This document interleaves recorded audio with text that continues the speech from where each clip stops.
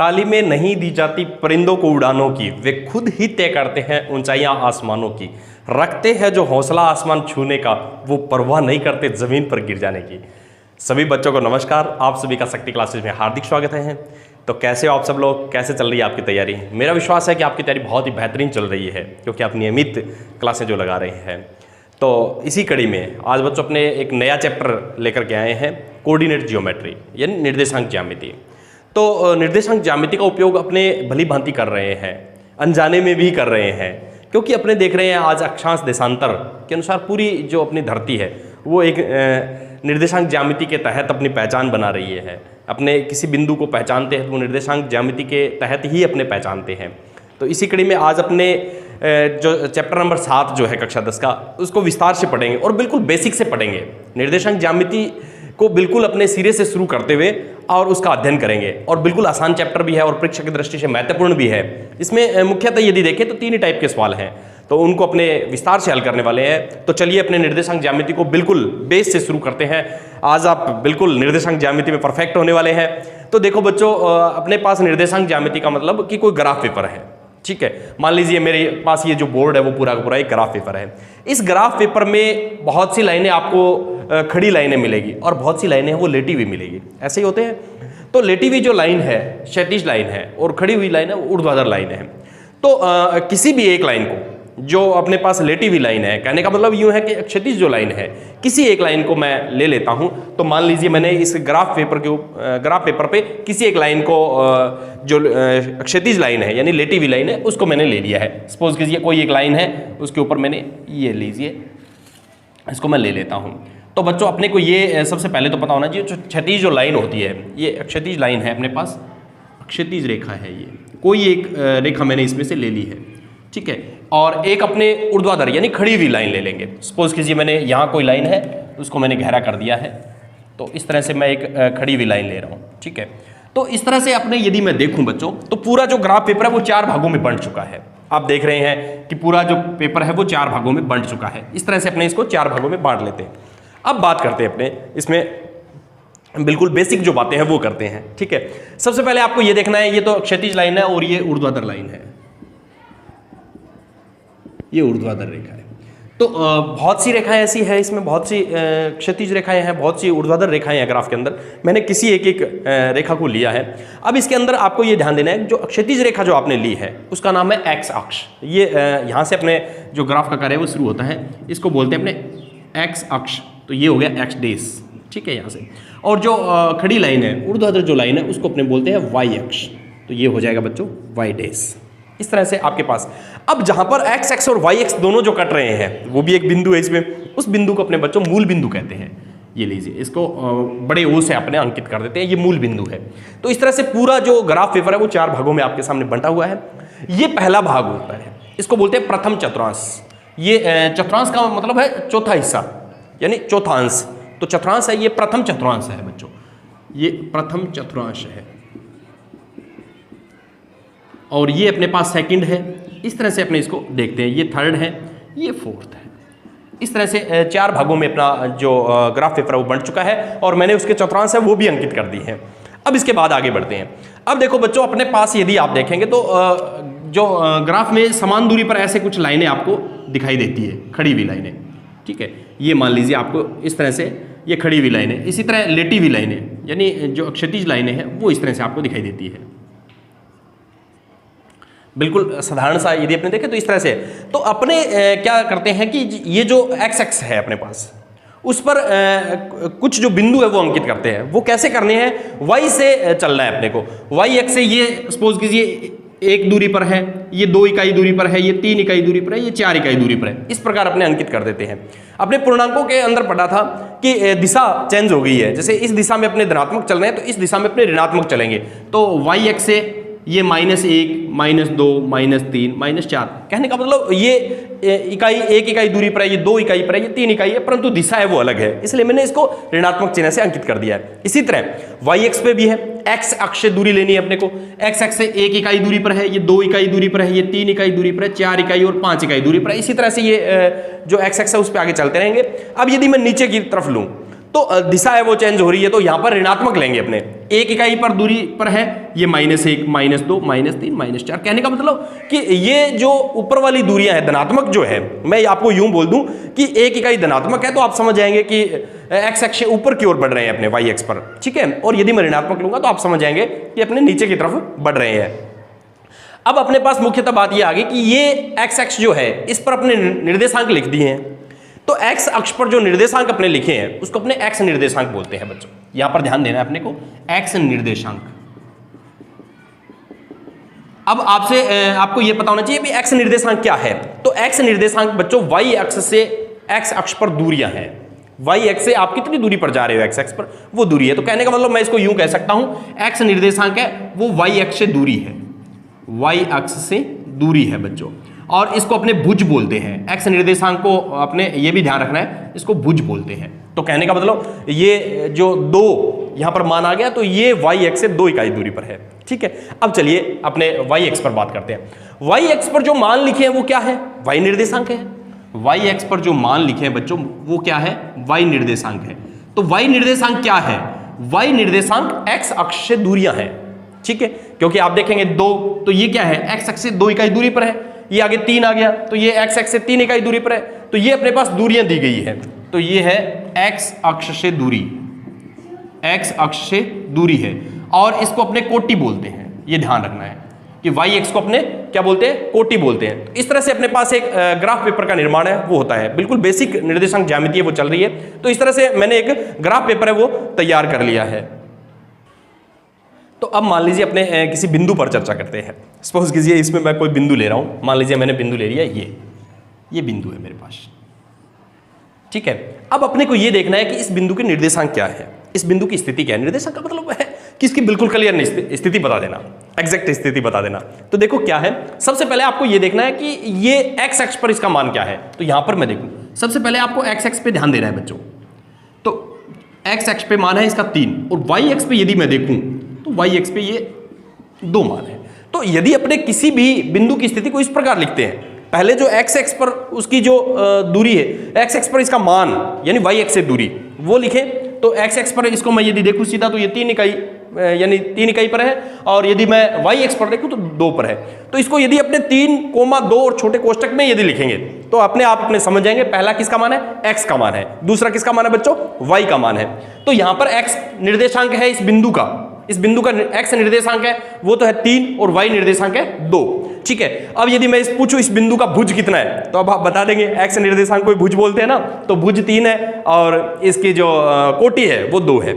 यदि मैं यूं पूछूं आपको कि इस बिंदु की एक्स अक्ष से दूरी, तो फिर आपको वाई निर्देशांक बताना है, क्योंकि देखो एक्स अक्ष से दूरी क्या होता है बच्चों, वाई निर्देशांक होता है। फिर आपको थोड़ा सा चेंज कर देना, एक्स अक्ष से दूरी पूछे तो फिर वाई निर्देशांक की ओर अपने इशारा करते हैं। वाई एक्स से दूरी पूछूं तो वाई एक्स से दूरी है वो एक्स निर्देशांक होता है, तो इसकी 3 इकाई दूरी है। तो इस तरह से किसी भी बिंदु को अपने निर्धारित करते हैं। तो सपोज कीजिए मैंने ये बिंदु निर्धारित कर लिया है, तो इस प्रकार अपने ये एक कहने का मतलब ये हो गया कि ये अपने समझने की एक कला है कि कोई भी बिंदु इस तरह से दिया जाएगा तो उसमें पहला x का मान होगा, दूसरा y का मान होगा। यानी x पर यदि सामने देखें तो कौन सा बिंदु है, 3 है, और यहां पर y का 2 बिंदु है। तो इस तरह से आपने मान लिया कि ये अपने पास एक बिंदु का निर्धारण हो गया, या यूं कहूं कि ये निर्देशांक ज्यामिति का बिल्कुल बेस हो गया। चलिए अब देखते हैं आगे। तो सपोज कीजिए आपके पास फिर एक ग्राफ पेपर है, उस पर अपने ग्राफ पेपर को 4 भागों में बांट भी रखा है, एक्स एक्स वाई एक्स है।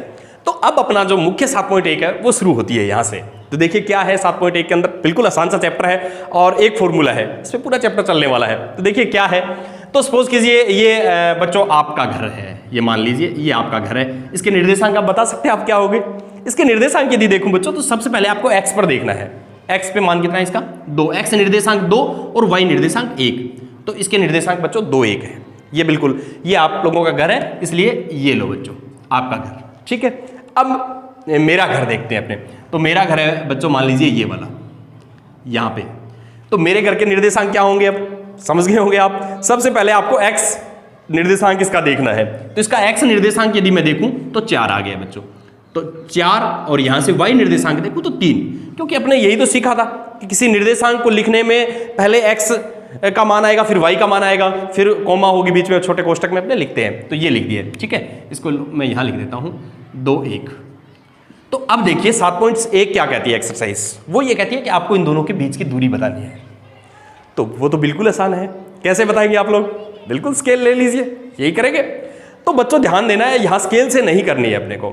ये तो ग्राफ पेपर के अंदर है तो आप स्केल ले सकते हैं, यदि ग्राफ पेपर ही ना हो, केवल मैं आपको निर्देशांक दूं तो फिर कैसे स्केल लेंगे?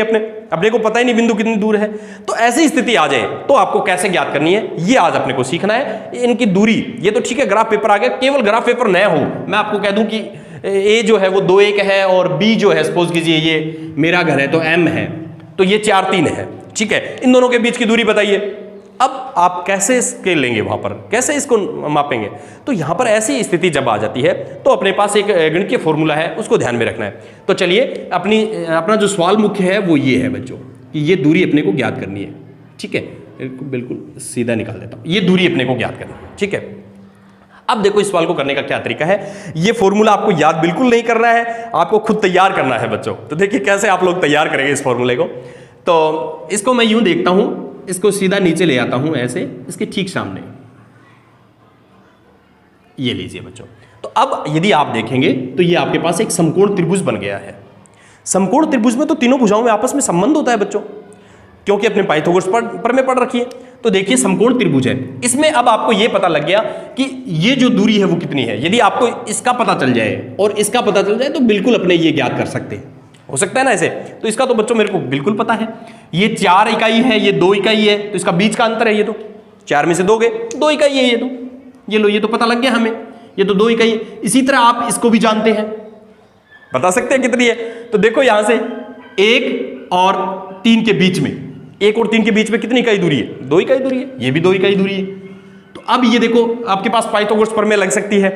पाइथागोरस प्रमेय क्या होती है? कर्ण स्क्वायर बराबर आधार स्क्वायर प्लस लंब स्क्वायर। तो देखिए मैं इसमें ऐसे कर सकता हूं इसको, पाइथागोरस प्रमेय से यदि करूं कर्ण स्क्वायर बराबर आधार स्क्वायर प्लस लंब स्क्वायर, ये होगी पाइथागोरस प्रमेय, पाइथागोरस प्रमेय से। तो अब देखो बच्चों इसमें अपने यूं कर सकते हैं कि अपने को जैसे am की दूरी ज्ञात करनी है, तो ये अपना कर्ण हो गया am स्क्वायर, आधार है 2 और लंब भी 2, तो ये हो गया 4 + 4, ये हो गया 8। तो am जो है वो √8 आ जाएगा, कहने का मतलब 2√2 आ जाएगा। ये इतनी इकाई दूरी आ जाएगी इसकी am की। तो अपने कैसे ज्ञात कर लिया? अपने को ये पता लग गया कि कहीं ना कहीं निर्देशांक ज्यामिति में दूरी सूत्र जो है, इनके बीच की दूरी ज्ञात करने का तरीका है वो पाइथागोरस प्रमेय से संबंधित है। तो अपने पाइथागोरस प्रमेय से इसको ज्ञात कर सकते हैं। अब देखो कैसे अपने को करना है। आपको पहला जो निर्देशांक है उसको मैं x1 y1 लिख लेता हूं, दूसरा है उसको x2 y2 लिख लेता हूं, ठीक है। 2 निर्देशांक है। अब देखिए आपने कैसे ज्ञात किया था, ये तो x1 है बच्चों अब अपना, और ये x2 है, यहां पर ये तो y1 हो गया और ये y2 हो गया। तो अब आप ये देखिए, ये बीच का डिफरेंस आपने कैसे ज्ञात किया था? x2 में से x1 ही तो घटाया था। आपने कहा था ये यहां तक 4 है और यहां तक 2 है, तो 4 और 2 के बीच का अंतर जो है वो ये, तो आपने इन दोनों को घटाया था, ठीक है ना, यही किया था। तो चलिए वही अपने अब करने वाले हैं। तो मैं इसको यूं कर देता हूं, देखो बच्चों मेरे पास है ये जो सपोज कीजिए मैं इसको b लिख देता हूं, ठीक है। तो इसको कर्ण स्क्वायर बराबर आधार स्क्वायर प्लस लंब स्क्वायर, ठीक है। तो अपने को कर्ण ज्ञात करना है, तो यहां पर देखो x2 - x1, ठीक है। ये लो बच्चों x2 - x1, लंब देखो ये वाला, तो ये कहने का मतलब यही तो है। y2 में से यहां आपने क्या किया था, 3 में से 1 घटाया था, ये 3 इकाई दूरी है, ये 1 इकाई दूरी है। इसके जो y2 ये वाला मान और ये वाला, ये y2 है, ये y1 है, ये आपस में घटाए थे। तो यही तो मैं कर रहा हूं बच्चों, y2 - y1 का होल वर्ग। अब यदि कर्ण सिर्फ अपने देखें तो यहां पर स्क्वायर है, तो दोनों तरफ अपने वर्गमूल लेंगे तो इस तरह से पोजीशन बन जाएगी बच्चों। ये हो गया y2 - y1। तो ये अपने आप में एक दूरी सूत्र है बच्चों। ये 2 बिंदुओं के बीच की दूरी कौन से? जब बिंदु x1 और x1 y1 और x2 y2 हो। तो कहने का मतलब 2 बिंदु क्रमशः a सपोज कीजिए x1 y1 है, b x2 y2 के बीच की दूरी, इसका जो यदि मैं फॉर्मूला देखूं तो बच्चों ये हो गया x2 - x1 का होल स्क्वायर, y2 - y1 का होल स्क्वायर का होल अंडर रूट। अब एक बात और भी है बच्चों, यहां पर क्योंकि अपने देख रहे हैं इसका स्क्वायर आ गया, तो x2 में से x1 घटाया है, x1 में से x2 घटाएंगे तो माइनस का अंतर आएगा, पर माइनस का वर्ग करेंगे तो वो फिर धनात्मक हो जाना है। तो आप इसको ऐसे भी लिख सकते हैं, या इसको ऐसे भी लिख सकते हैं x1 माइनस x2 का होल स्क्वायर, जो याद रखने में आपको आसान रहेगा, y1 माइनस y2 का होल स्क्वायर का होल अंडर रूट। यदि ये आप कर देते हैं तो ये अपने पास दोनों बिंदुओं के बीच की दूरी आ जाएगी, जहां आपको कोई ग्राफ की आवश्यकता नहीं होगी, केवल दो बिंदु दिए हैं। तो ध्यान बस ये रखना है, पहला जो बिंदु है वो x1 y1 है। पहले बिंदु में जो x का मान है उसको x1 मानना है, y का मान है उसको y1 मानना है। दूसरे बिंदु में x का मान है उसको x2 मानना है और y का मान है उसको y2 मानना है। और इस फॉर्मूले में अपने रख देंगे, केवल x में से x का घटाव है उसका वर्ग कर देना है। पहले में से चाहे दूसरा घटाए, दूसरे में से पहला घटाएं, उसका वर्ग जो करेंगे तो माइनस का अंतर आता है। और वर्ग में किसी भी माइनस संख्या का वर्ग करते हैं तो भी प्लस आता है, और प्लस का करते हैं तो भी प्लस आता है। इसलिए यहां पर ये कोई महत्व नहीं रह जाता है कि आप x2 में से x1 घटा रहे हैं या x1 में से x2 घटा रहे हैं। ठीक है, तो ये अपने पास एक फॉर्मूला आ गया जिसको अपने दूरी सूत्र बोलते हैं बच्चों। ये है अपने पास दूरी सूत्र, और इसको डिस्टेंस फॉर्मूला इंग्लिश में यदि देखें तो डिस्टेंस फॉर्मूला है। तो ये 7.1 का मुख्य आधार है आपका डिस्टेंस फॉर्मूला। अब अपने डिस्टेंस फॉर्मूले पे चलना है और कुछ एक सवाल है वो अपने करके देखेंगे, उदाहरणों की सहायता से अपने समझने का प्रयास करेंगे। चलिए बढ़ते हैं आगे। तो अगला यदि एग्जांपल देखूं बच्चों, क्या बिंदु 3 2 -2 -3 और 2, 3 एक त्रिभुज बनाते हैं क्या? यदि हाँ तो बताइए किस प्रकार का त्रिभुज है। तो एक तो अपने इसको ग्राफ पेपर पे निर्देशांक लगा करके ज्ञात कर सकते हैं, पर यहाँ तो ग्राफ पेपर का यूज ही नहीं कर रहा है, तो बिना ग्राफ पेपर के आपको बताना है कि क्या ये त्रिभुज बनाते हैं क्या। तो बच्चों इनको दूरियों के अनुसार भी अपने बता सकते हैं। कैसे? सपोज कीजिए आपके पास ये पहला बिंदु है, मान लीजिए ये 3 2 है, ठीक है। ये दूसरा बिंदु है बच्चों -2 -3 है। सपोज कीजिए ये तीसरा बिंदु है 2 3 है। तो इस तरह से ये बिंदु है, ये लीजिए, ये पहला बिंदु आ गया, ये दूसरा आ गया, सपोज कीजिए ये इस तरह से है, ठीक है। 3 बिंदु है, पहला दूसरा तीसरा। त्रिभुज कब बनता है ये आपको पता होना चाहिए। दूरियों के अनुसार यदि देखें, भुजाओं की जो लंबाइयों के अनुसार यदि देखें तो त्रिभुज का निर्माण कब होता है ये अपने को पता होना चाहिए। बेसिक बात ये है इस सवाल की। तो इसमें ये होता है कि दो छोटी भुजाओं का योग जो है वो बड़ी भुजा के योग से यदि बड़ा होता है तो त्रिभुज का निर्माण होता है। कैसे? इसमें यूं है कि सपोज कीजिए ये आपके पास 2 भुजाएं हैं, ये 3 भुजाएं बन गई, ठीक है। तो त्रिभुज में देखो ये सपोज कीजिए भुजा है कोई, ठीक है। इन दोनों का योग यदि इस भुजा के बराबर होगा तो ये बिंदु उठ करके यहां आ जाएगा, त्रिभुज है वो खत्म हो जाएगा।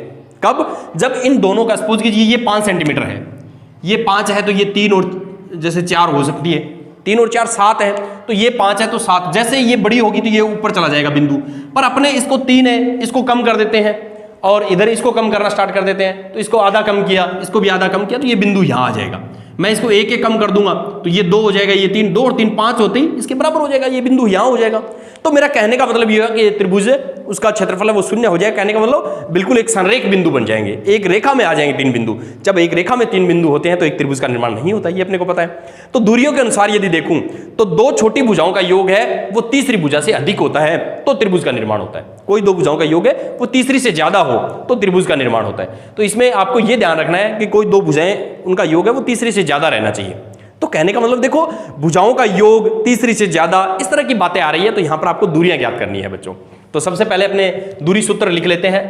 तो ये लो, पहले तो बिंदु माना, ये ए बिंदु है 3 2, बी बिंदु है -2 -3 और सी बिंदु है बच्चों 2 3, ठीक है। बिल्कुल अपने बेसिक से सरल भाषा में इसको समझने का प्रयास करेंगे। आपको सबसे पहले दूरी सूत्र लगा लेना है, डिस्टेंस फॉर्मूला। दूरी सूत्र में बिल्कुल आसानी से अपने याद रहने वाला है x1 - x2 का होल स्क्वायर, y1 - y2 का होल स्क्वायर का होल अंडर रूट। ये आपने ज्ञात कर लिया। अब देखो सबसे पहले मैं क्या करता हूं, a और b के बीच की दूरी ज्ञात करता हूं, ठीक है। ए भी भुजा हो जाएगी, ये भुजा आ जाएगी जैसे अपने पास। तो सपोज कीजिए मैं a और b के बीच की दूरी है वो ज्ञात कर देता हूं, तो a b। तो अब अपने पास देखो ये a जो आपने a और b ये 2 बिंदु लिए हैं, ये वाला और ये वाला। तो अब आपके पास ये x1 y1 का कार्य करेगा, ये x2 y2 का कार्य करेगा, ठीक है। तो देखो कैसे, 3 में से -2 घटाना है, 3 में से -2 घटाना है का वर्ग, x1 - x2, 3 में से -2, फिर y में से y2 घटाना है, तो 2 में से -3 घटाना है का वर्ग का होल अंडर रूट। ये देखो बच्चों बिल्कुल आसानी से अपने इसको लिख सकते हैं। यहां पर ये देखना है x में तो x वाला घटेगा और y वाले में से y वाला घटेगा, ये ध्यान देना है आपको। तो आपको ज्यादा फॉर्मूले की आवश्यकता ही नहीं पड़ेगी, सीधा ही आप डायरेक्ट ही सीख जाएंगे। 3 में से -2 घटाना है और 2 में से -3 घटाना है। तो देखिए माइनस माइनस क्या हो जाएगा बच्चों, प्लस, तो 3 + 2 का वर्ग, और ये हो गया 2 + 3 का वर्ग। तो ये हो गया बच्चों आपके पास 5 का वर्ग, और ये भी 5 का वर्ग। तो ये हो गया 25 + 25, कहने का मतलब √50।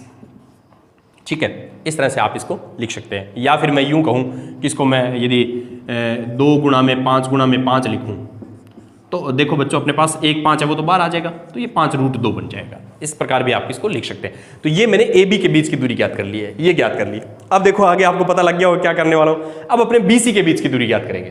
तो देखो बच्चों बी और सी सपोज कीजिए, ये लो बी तो है -2 -3 और सी है मेरे पास 2 3, इनके बीच की दूरी ज्ञात करनी है। तो अब जो x1 y1 का रोल ये अदा करेगा, x2 y2 का ये करेगा। दूरी सूत्र आपने लगा ही रखा है, तो बी सी आप ज्ञात कर लीजिए। -2 में से 2 घटाना है और -3 में से 3 घटाना है। तो -2 और -2 -4 हो गए हैं, और -3 और -3 -6 हो गए हैं। -4 का वर्ग करेंगे तो भी 16 आएगा, और +4 का भी 16 आता है। 6 का करेंगे तो 36। तो ये आ गया बच्चों √52। ठीक है, इस तरह से आप इसको लिख सकते हैं। ये अपने पास √52 आ गया है। चलिए अब आगे बढ़ते हैं। अब मैं लेता हूं तीसरी भुजा। देखो ये ज्ञात होगी, ए बी ज्ञात होगी, बी सी ज्ञात होगी। अब अपने सी ए ज्ञात करते हैं, या ए सी ज्ञात कर लो, कोई फर्क नहीं पड़ने वाला। तो यदि क्रम वाइज देखूं ए बी बी सी सी ए, तो सी का मान है 2 3 और ए का मान है बच्चों 3 2, इसके बीच की दूरी। तो सी ए ज्ञात कर लेता हूं, ये लो 2 - 3 का वर्ग, 3 - 2 का वर्ग। तो ये हो गया -1 का वर्ग, और ये हो गया 1 का वर्ग। तो -1 का वर्ग करेंगे तो भी +1 आएगा, और ये भी +1 आएगा। तो ये √2 आ गया कहीं ना कहीं। ठीक है, तो ये तीनों भुजाएं मेरे पास ज्ञात हो गई है। अब अपने को ये देखना है कि इसकी 2 छोटी भुजाएं जो है, सपोज कीजिए मैं इसको सिर्फ यूं लिख लूं, ये हटा देता हूं आपको बिल्कुल सुविधा के लिए। ये देखो √50 है, ये √52 है, ये √2 है। आपको ये देखना है कि छोटी भुजाएं इसमें ये वाली और ये वाली है, √50 और √2। ठीक है, इसका योग है वो √52 से ज़्यादा होना चाहिए, ये अपने को देखना है। तो देखिए इसको मैं ऐसे लिख सकता हूँ। तो मैं इनकी तुलना करने के लिए अब मैं क्या करता हूँ, इसको दशमलव में इनके मान है वो ज्ञात कर लेता हूँ। तो जैसे आपने देखें √50 का 7.07 लगभग होता है, इसको यदि हल करेंगे तो, और √52 को यदि करेंगे तो ये हो जाएगा 7.41 लगभग, और √2 का 1.414 जैसे होता है। तो यहाँ तक अपने लिख सकते हैं। ये इस तरह से मैंने इनके जो मान है दशमलव में वो लिख लिए, क्योंकि अपने को भुजाओं की तुलना जो करनी है। ठीक है ना। तो अब अपने देखते हैं इसमें छोटी जो 2 भुजाएं, ठीक है, ये 2 1 आ गया, सॉरी इसमें 2 1 लिख देते हैं। अब अपने देखते हैं बच्चों, अपने ये देखो सबसे छोटी भुजाएं दोनों कौन सी है, 1.414 ये सबसे बड़ी है √52 वाली। तो इन दोनों का योग अपने देखेंगे। तो देखिए ये तो है अपने पास ए बी, और ये है सी ए, इसका योग कर रहा हूँ मैं। तो ये हो गया बच्चों मेरे पास 7.07 + 1.41, तो ये आ गया बच्चों मेरे पास 7.48। तो ये देखो बड़ा है इससे, तीसरी भुजा से। तो मैं यूँ लिख सकता हूँ A B + C A greater than किससे, बी सी से। तो यदि 2 छोटी भुजाओं का योग बड़ी भुजा से बड़ा होता है, तीसरी भुजा से बड़ा होता है, तो एक त्रिभुज का निर्माण होता है। अतः यह एक त्रिभुज है, अतः यह एक त्रिभुज है। तो ये अपने पास एक त्रिभुज का अपने को पता लग गया। अब देखो अगला प्रश्न क्या कह रहा है, बताइए कि किस प्रकार का त्रिभुज है। अब ये भी अपने को बताना है किस प्रकार का त्रिभुज है। तो इसके लिए अपने एक कार्य करते हैं, अपने ये तीनों भुजाओं को देखते हैं सबसे पहले कि क्या तीनों भुजाएं बराबर हैं। तो बिल्कुल तीनों भुजाएं वो बराबर नहीं है। ठीक है, तो ये समबाहु त्रिभुज नहीं है। एक तरीका आप यहां से देखें, यदि मैं इसका वर्ग करूं तो 52 आ जाएगा, इसका वर्ग करूं तो 50 आएगा, इसका वर्ग करूं तो 2 आएगा। तो 50 में यदि 2 जोड़ूं तो इसके तो कहने का मतलब मेरा ये हुआ कि छोटी भुजाओं का जो वर्ग है वो बड़ी भुजा के वर्ग के बराबर है। यहां पर यदि देखूं, देखिए मैं यहां पर करता हूं इसका बचा हुआ भाग। यदि मैं इसमें ये देखूं कि AB² प्लस दूसरी भुजा है मेरे पास CA² का मैं वर्ग करता हूं, तो देखिए बच्चों क्या होगा, √50 का वर्ग और √2 का वर्ग। तो कहने का मतलब 50 + 2, ये आ गया 52। 52 क्या है, √52 यानी BC का वर्ग जो है, BC का वर्ग है। तो यहां यदि देखें अपने AB 2 भुजाओं के वर्गों का योग जो है वो तीसरी भुजा के वर्ग के बराबर है। तो कहने का मतलब पाइथागोरस प्रमेय का विलोम जो हो गया। तो पाइथागोरस प्रमेय का विलोम कहता है कि यदि 2 भुजाओं का वर्ग तीसरी भुजा के वर्ग के बराबर है तो वो एक समकोण त्रिभुज है। अतः यह एक समकोण त्रिभुज के शीर्ष है, समकोण त्रिभुज के शीर्ष है, शीर्ष बिंदु है। इस तरह से आप लिख सकते हैं। पाइथागोरस प्रमेय के विलोम से अपने यदि देखें, और कारण इसका हो गया पाइथागोरस प्रमेय के विलोम से। क्यों इसने लिखा है ना, तो पाइथागोरस प्रमेय के विलोम से, पाइथागोरस प्रमेय के विलोम से, पाइथागोरस प्रमेय के विलोम से यदि देखूं तो ये क्या है, एक समकोण त्रिभुज के शीर्ष है। क्यों है? क्योंकि इसमें बड़ी भुजाओं के जो छोटी भुजाओं के जो वर्ग है वो बड़ी भुजा के वर्ग के बराबर है, तो इसका मतलब ये एक समकोण त्रिभुज है। इस प्रकार अपना ये सवाल पूरा हुआ। चलिए बढ़ते हैं अगले सवाल की ओर। उदाहरण नंबर यदि 2 की बात करें तो दर्शाइए कि बिंदु 1 7 4 2 और -1 1 और -4 4 ये एक वर्ग के शीर्ष है। तो इसको कैसे अपने सोल्व करेंगे? देखो बच्चों, मान लो अपने पास इस तरह से है, ये कोई चतुर्भुज है, ठीक है। ये पहला बिंदु है 1 7, ये बी बिंदु है 4 2, और ये अपना सी बिंदु है बच्चों -1 1, और ये डी बिंदु आ गया, सपोज कीजिए -4 4। तो अपने क्या करेंगे, वर्ग कब होता है? जब चारों भुजाएं बराबर हो। पर चारों भुजाएं बराबर हो तो समचतुर्भुज भी तो हो सकता है ना वो। तो फिर अपने उसके विकर्ण भी ज्ञात करने पड़ेंगे, क्योंकि वर्ग के जो विकर्ण भी बराबर होते हैं, समचतुर्भुज के विकर्ण बराबर नहीं होते। तो कहने का मतलब मेरा ये हुआ, चारों भुजाएं और दोनों विकर्ण आपको ज्ञात करने हैं। तो चलिए शुरू कर देते हैं। सबसे पहले ये मान लो मेरे पास A है 1 7, ये B है 4 2, ये C है -1 -1, और ये D है बच्चों -4 4। ये इस तरह से। तो सबसे पहले दूरी सूत्र लगा देता हूँ। दूरी सूत्र ये हो गया x1 - x2 का होल वर्ग और y1 - y2 का होल वर्ग का होल अंडर रूट। ठीक है, सबसे पहले A B ज्ञात करते हैं। तो ये लो बच्चों, 1 में से 4 घटाना है और 7 में से 2 घटाना है। बिल्कुल है ना आसान। x में से x घटा दो, 1 में से 4 घटाओ, 7 में से 2 घटा दो। तो ये हो गया -3 का वर्ग और ये हो गया 5 का वर्ग। तो ये हो गया बच्चों 9 + 25, तो 25 और 9 √34। ये अपने पहली भुजा ज्ञात कर ली। अब BC ज्ञात करते हैं। BC अब ये और ये 4 में से -1 घटाना है और 2 में से -1 घटाना है। तो 2 में से -1 घटाना है। ये लो दूसरी भुजा ज्ञात कर रहा हूं। तो माइनस माइनस बच्चों प्लस हो गए हैं, ये फिर प्लस हो गए हैं। तो ये हो गया मेरे पास 5 का वर्ग और ये हो गया 3 का वर्ग। तो 5 का वर्ग 25 और 9, ये फिर √34 आ गया। 2 भुजा बराबर हो गई। तीसरी भुजा देखते हैं। तीसरी भुजा क्या हो जाएगी? AB ज्ञात होगी, BC, CD ज्ञात करते हैं। CD तो इन दोनों में -1 में से -4 घटाना है, -1 में से -4 घटाना है का होल वर्ग, और -1 में से 4 घटाना है, -1 में से 4 घटाना है। ये देखो बच्चों, जैसे माइनस का कोई पूर्णांक घटाना हो, ऋणात्मक पूर्णांक घटाना है, तो मैं उसको कोष्टक में लिख देता हूँ, है ना। तो ये हो गया -1 + के 4 और ये हो गया -5 के 5 का वर्ग। तो ये हो गया बच्चों आपके पास 5 का वर्ग, सॉरी 3 का वर्ग, क्योंकि 4 में से 1 गए ना, 3 का वर्ग, और ये हो गया -5 का वर्ग। तो ये हो गया आपके पास 9 + 25 यानी √34 आ गए हैं। कहीं ना कहीं 3 भुजाएं अभी तक बराबर आ गई है। चल रहा है ना रोचक। अब तीसरी देखो, AB ज्ञात होगी, BC ज्ञात होगी, CD, अब DA ज्ञात कर देते हैं। ठीक है, तो ये लो बच्चों, DA चाहे AD कोई फर्क नहीं पड़ने वाला है। DA ज्ञात कर देता हूं। तो D पहले लिए तो -4 में से -1 घटाना है, -4 में से 1 घटाना है, और 4 में से 7 घटाने हैं, 4 में से 7 घटाने हैं। तो ये आ गया बच्चों 5 का वर्ग -5 का वर्ग, और ये आ गया -3 का वर्ग। तो ये आ गया आपके पास 25 और 9। तो देखो चारों भुजाएं बराबर आ गई है, बिल्कुल √34 ये भी आ गया, चारों भुजाएं बराबर है। पर अपने तो कहा था कि यदि चारों भुजाएं बराबर है तो वो समचतुर्भुज भी तो हो सकता है ना, जरूरी थोड़ी है कि वर्ग होगा। तो बच्चों अपने विकर्ण भी ज्ञात करते हैं। तो पहला विकर्ण है AC, A और C के बीच की डिस्टेंस है वो ज्ञात कर देता हूं। तो चलिए AC, तो देखो A और C, 1 में से -1 घटाना है, 1 में से -1 घटाना है, और 7 में से -1 घटाना है, 7 में से -1 घटाना है। ये देखो, और का होल वर्ग। तो ये हो गया 1 और 1 2, और ये हो गया 7 + 1। ठीक है बच्चों, तो 2 का वर्ग और ये हो गया 8 का वर्ग। तो 4 + 64 यानी √68 आ गया। पहला विकर्ण है वो √68। दूसरा विकर्ण ज्ञात करें। पहला विकर्ण AC आपने ज्ञात कर लिया, अब कौन सा ज्ञात करना है? BD ज्ञात करें। तो चलो BD ज्ञात कर देते हैं। BD तो BD को यदि देखूं तो 4 में से -4 घटाने हैं, 4 में से -4 घटाने हैं बच्चों। और यहां पर यदि देखूं BD में 2 में से 4 घटाने हैं, 2 में से 4 घटाने हैं, तो ये बन गया 4 + 4 का वर्ग और ये बन गया -2 का वर्ग। तो ये 4 + 4 8 का वर्ग 64 और ये हो गया -2 का वर्ग 4। तो कहीं ना कहीं √68 आ गई है ये भी।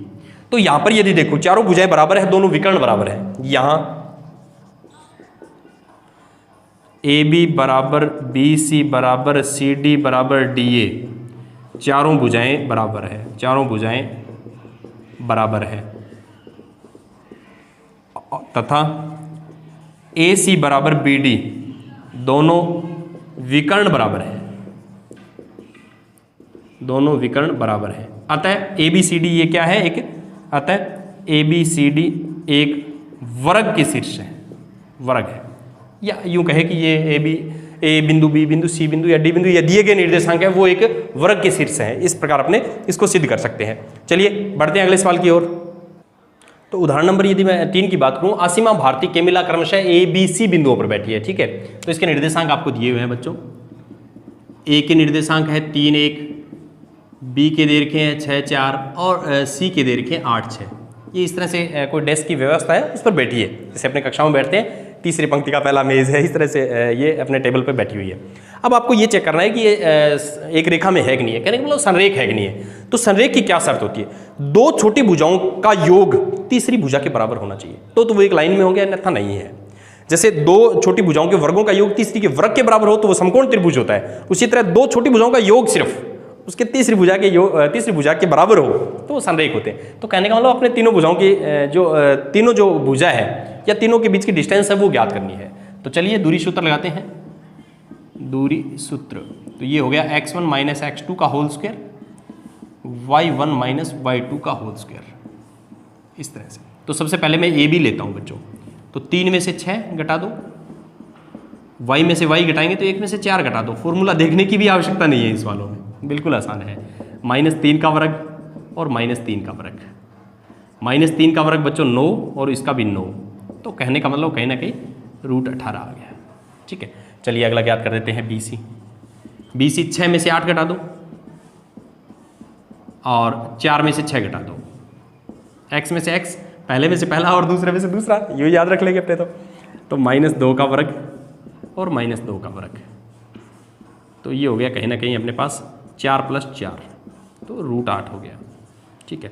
तीसरा यदि देखूं बच्चों तो CA कर लो चाहे AC कर लो, कोई फर्क नहीं पड़ता, AC कर दूँ मैं इसको, AC। तो 3 में से 8 घटा दो और 1 में से 6 घटा दो, तो ये आ गया बच्चों -5 का वर्ग और -5 का वर्ग। तो ये आ गया कहीं ना कहीं आपके पास 25 + 25 यानी √50 आ गया, इस तरह से आ गए, ठीक है। अब देखो मैं इसको यूँ लिख सकता हूँ, इसके यदि अभाज्य गुणनखंड करूँ तो 3 तो बाहर निकल गया, 3 √2 हो गया ये। इसको यदि देखूँ बच्चों तो 2 × 2 × 2, तो एक जोड़ा ये तो बाहर निकल जाएगा, 2 √2 लिख सकता हूँ। इसको यदि मैं देखूँ तो 2 × 5 × 5, तो इसको मैं यूँ लिख सकता हूँ 5 √2, ठीक है। तो एक तो आ गया 3 √2, दूसरा आ गया 2 √2, तीसरा 5 √2। तो छोटी भुजाओं देखो कौन कौन सी, ये दोनों छोटी भुजाएं हैं, इनका योग करके देखते हैं। तो AB + BC बराबर, ये आ गया बच्चों 3 √2 + 2 √2, तो कहने का मतलब 5 √2। तो इसको लिख सकता हूं मैं तीसरी भुजा यानी AC। तो 2 बड़ी भुजाओं का, 2 छोटी भुजाओं का योग है वो तीसरी भुजा के बराबर है, अतः बिंदु संरेख है। ये संरेख की शर्त होती है बच्चों, ध्यान रखना है, ये संरेख की शर्त है कि 2 छोटी भुजाओं का योग है वो बड़ी भुजा के यदि बराबर होता है तो वो बिंदु संरेख होते हैं, ठीक है। या तीनों छात्राएं एक रेखा में बैठी है, एक रेखा में बैठी है। तो कहने का मतलब मेरा ये हुआ कि बच्चों आपको दूरी सूत्र है वो लगाना आना चाहिए, बस सिर्फ दूरियां ज्ञात करनी है, वो विभिन्न टाइप से आपसे सवाल पूछे जा सकते हैं। चलिए बढ़ते हैं अगले सवाल की ओर।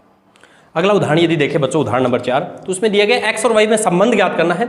जब बिंदु x y है, ये कोई बिंदु है, इन दोनों से समदूरस्थ यानी समान दूरी पर है, तो आपको x और y में संबंध ज्ञात करना है। तो सपोज कीजिए ये बिंदु आपके पास P बिंदु है जो x और y है, ठीक है। ये 2 बिंदु हैं जिनसे समान दूरी पर हैं, तो कहने का मतलब ये 7 1 हो गया और ये B बिंदु है बच्चों 3 5। ठीक है। तो ये जो बिंदु है वो इनसे समान दूरी पर है, ये बात कही गई है। तो कहने का मतलब ये दूरी और ये दूरी, आपको ये दोनों दूरियां ज्ञात करनी है और उनको बराबर करना है, ठीक है। तो यदि हल करता हूं, एक्स वाई को बिंदु मान लिया P, बिंदुओं A बराबर 7 1 तथा B 3 5 से समान दूरी पर है, समान दूरी पर है, तो क्या होगा, ये दूरियां ज्ञात कर लेंगे। PA बराबर PB होगा, तो क्या होगा बच्चों, PA बराबर PB होगा, ये आपको पता होना चाहिए। इसका मतलब ये हो गया P बिंदु A से जितनी दूरी पर है उतना ही P बिंदु B से समान दूरी पर है, तो PA बराबर PB। या मैं इसको यूं लिख सकता हूं, दोनों तरफ वर्ग कर दूं तो PA स्क्वायर बराबर PB स्क्वायर, इसको ऐसे भी अपने लिख सकते हैं, ठीक है। तो अब अपने क्या करेंगे, PA स्क्वायर का मान ज्ञात कर लेंगे, PB स्क्वायर का मान ज्ञात कर लेंगे दूरी सूत्र से। दूरी सूत्र अपने को पता है, देखो दूरी सूत्र मैं लिख देता हूं, x1 माइनस x2 का whole square, y1 minus y2 का होल स्क्वायर का होल अंडर रूट, ठीक है, ये दूरी सूत्र है। अब अपने क्या कर रखा है कि इसका वर्ग, तो अपने को ये जो रूट का ऊपर चिन्ह है वो लगाने की भी आवश्यकता नहीं है, अपने पहले ही वर्ग कर रखा है। तो देखो अपने PA ज्ञात कर लेते हैं पहले, PA तो x माइनस 7 का वर्ग और y में से 1 तो y माइनस 1 का वर्ग, ठीक है, क्योंकि अपने स्क्वायर है, PA स्क्वायर PB स्क्वायर, तो स्क्वायर है तो रूट लगाने की वैसे आवश्यकता नहीं है, ठीक है। ये सूत्र मैं ऐसे कोष्ट बंद कर देता हूं बॉक्स में, ठीक है।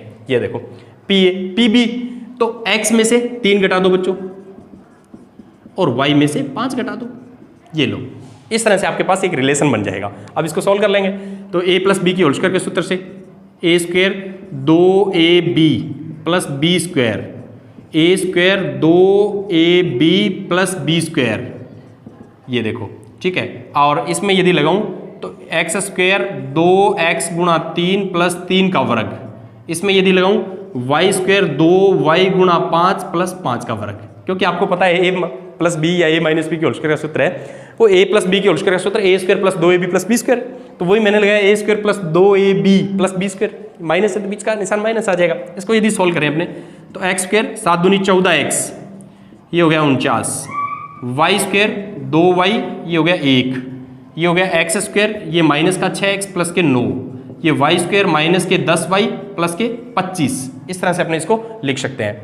अब यदि मैं देखूं तो मेरे पास ये राशि है वो जोड़ हो रहा है इनका, तो कर लीजिए, और एक्स स्क्वायर से एक्स स्क्वायर कट रहा है, ये देखो समान राशि है, एक्स स्क्वायर से एक्स स्क्वायर कट गया, वाई स्क्वायर से वाई स्क्वायर कट गया, दोनों तरफ बिल्कुल समान है, तो आप उसको काट सकते हैं, ठीक है। मैंने इसको काट दिया, तो ये हो गया मेरे पास माइनस के 14, एक्स तो यहाँ पर है, और यदि उधर मैं देखूँ तो मेरे पास हो जाएंगे, तो ये हो गया मेरे पास माइनस के 14x माइनस के 2y प्लस के 50, और इधर देखूँ तो माइनस के 6x माइनस के 10y 25 और 9 34, ये आ गया।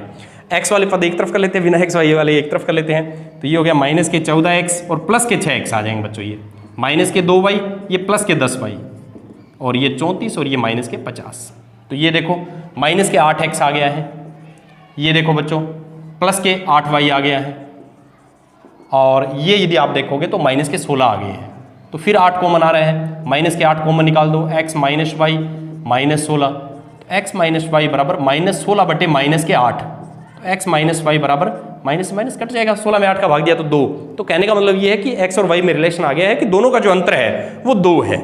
इस तरह से अपने इस सवाल को देख सकते हैं। चलिए बढ़ते हैं अगले सवाल की ओर। तो इसका यदि अंतिम उदाहरण देखें, वाई एक्स पर एक ऐसा बिंदु लेना है, तो वाई एक्स अपने पास जो ऊर्ध्वाधर लाइन थी वो थी, तो बच्चों ध्यान रखना है वाई एक्स पर एक्स का मान हमेशा शून्य होता है। वाई एक्स पर आप बिंदु ले रहे हैं तो आपके पास ध्यान रखना है एक्स का मान शून्य होगा, तो दूसरा लेना है तो 0, और वाई एक्स पे लेना है तो वाई, तो कहने का मतलब 0 वाई होगा। एक्स एक्स पे लेना है बिंदु, तो ध्यान रखना वहां पर वाई का मान 0 होता है एक्स एक्स पे, तो एक्स एक्स पर बिंदु इस तरह से लिया जाता है और वाई एक्स पर बिंदु इस तरह से लिया जाता है। तो माना वाई एक्स पर बिंदु ये मान लिया बच्चों मैंने 0 वाई, क्योंकि मेरे को पता है वाई एक्स पर एक्स का मान शून्य होता है, वाई एक्स पर, क्योंकि वाई एक्स पर यदि देखेंगे तो एक्स का मान है वो शून्य रहेगा, एक्स एक्स पर वाई का मान शून्य रहता है, तो ये अपने को ध्यान रखना है। अब देखो ये बिंदु है आपके पास, सपोज कीजिए ये बिंदु P है 0 वाई, ये दो बिंदु दे रखे हैं A 6 5 और B -4 3, इनसे समान दूरी पर है, ये कहा गया है, ये सवाल है इस तरह से। तो अपने को ये पता लग गया कि PA बराबर PB, यदि P 0y A 6 5, इसको बिंदु लिख देता हूं, बिंदुओं A 6 5 तथा B -4 3 से समान दूरी पर है। यदि ये समान दूरी पर है तो बच्चों देख, पहले आपने जो कंडीशंस बनाई थी वही कंडीशन फिर बनेगी। क्या? PA बराबर PB, PA बराबर PB, या मैं यूं लिखूं, दोनों तरफ वर्ग करके लिख सकता हूं ताकि अपने जो अंडर रूट लगाते हैं सूत्र में वो हट जाएगा। तो PA² बराबर PB²। तो यहां एक बार दूरी सूत्र अपने लगा देते हैं ताकि आपको पता लग जाएगा दूरी सूत्र। तो ये हो गया x1 - x2 का होल स्क्वायर, y1 - y2 का होल स्क्वायर का होल अंडर रूट। अब अपने को ये पता है कि अपने सवाल में कहीं ना कहीं अंडर रूट नहीं आने वाला है, तो ये मैंने बिल्कुल इसको बॉक्स में बंद कर देता हूं। ये लो बच्चों, अब देखो PA², तो PA का मान 0 में से 6 घटा दो आप, 0 में से 6 का वर्ग और y में से 5 का वर्ग बराबर, इधर देखूं तो 0 में से 4 घटा दो माइनस के का वर्ग और y में से 3 घटा दो का वर्ग, ये बराबर होंगे। ठीक है, तो ये हो गया 6 - 6 का वर्ग, ये हो गया y² - 2y गुणा 5 + 5 का वर्ग, ये हो गया 0 + 4 का वर्ग, और ये हो जाएगा y² - 2y गुणा 3 + 3 का वर्ग। ठीक है, तो इसको मैं यूं लिख सकता हूं 36 + y² 10y + 25, ये हो गया 16y² 6y + 9, ये लिख सकता हूं। ठीक है, अब यदि मैं देखूं इसको तो y² - 10y 36 और ये हो गए हैं 61। ठीक है, ये हो गया y² - 6y और ये हो गया 25। तो y² से y² कट जाएगा क्योंकि समान राशि दोनों तरफ है, वो कट जाएगी। तो y के पद उनको एक तरफ कर लो और बिना y वाले एक तरफ कर लो।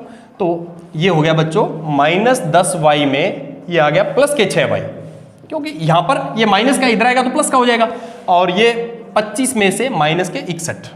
ठीक है, तो ये बन गया बच्चों -4y और ये बन जाएगा मेरे पास -36।